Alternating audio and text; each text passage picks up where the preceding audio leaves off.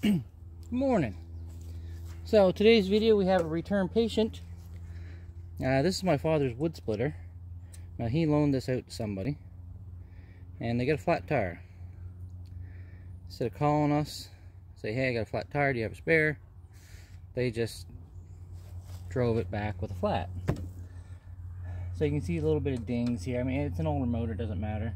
But that new switch I put on no longer exists. Well, it does, but it's in pieces. So the tire came apart and it smashed that switch all to pieces. There were some pieces hanging off. I've lost them. So I've got a new switch. I didn't have the right one. So there's 4 of these switches. The switch is all the same. It looks all the same from the outside. But there's some different wire configurations. Some have 2. This one came out and then it had a piece coming off. So what I did is I just cut that. Got rid of the piece I didn't want. This is a heat shrink with solder in it. These work excellent. They have little sealing rings in there. These never fail. Just the mechanical crimps, they corrode up all the time. So we're just going to stick this back on. Then we're going to go over a few other little things about this motor that not really panning out.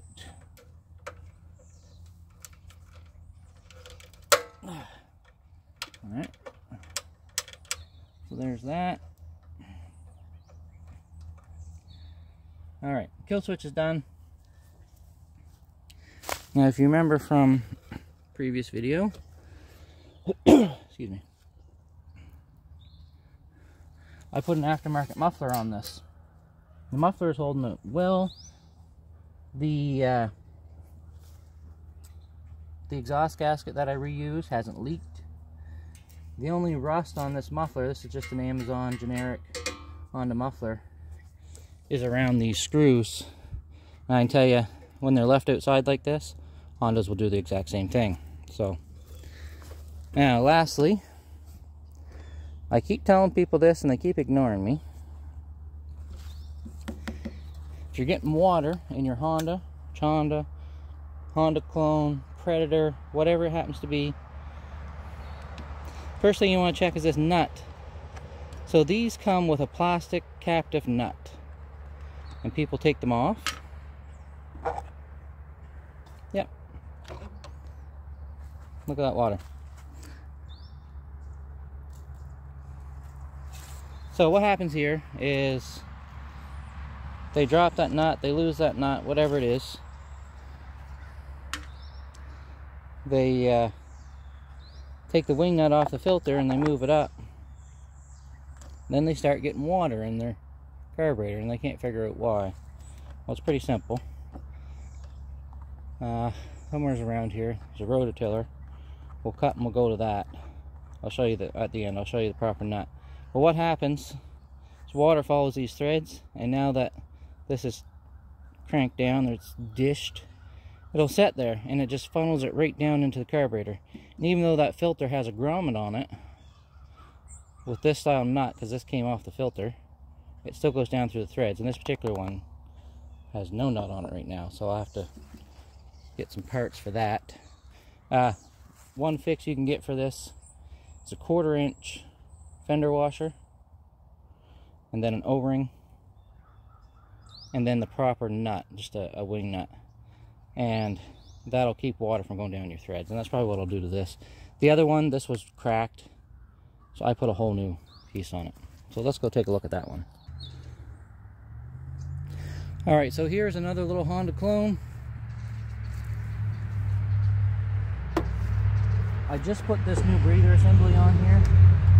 I said captive, but that was wrong. It's just a wing nut. You can see it's got a hole through it. But the big thing here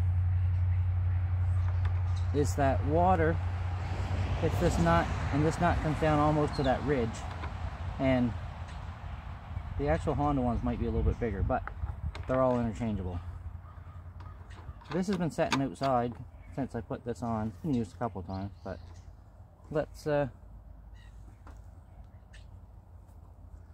if it'll start. I have no idea if it'll start. I seldom ever use this little thing.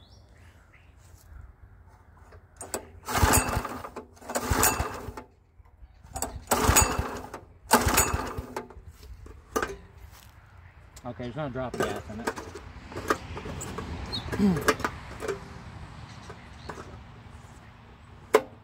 Okay, I probably would start if it was turned on. There's just a ever so slight little drop of gas down there.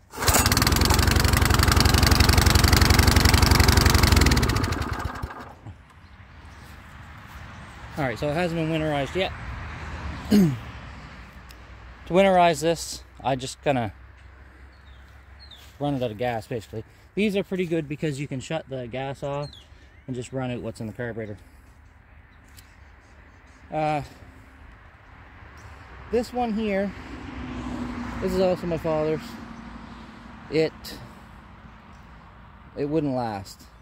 About a week outside, and you had to take the carburetor off. So anyway, that's it for this video. Thanks for watching, guys. We'll see you next time.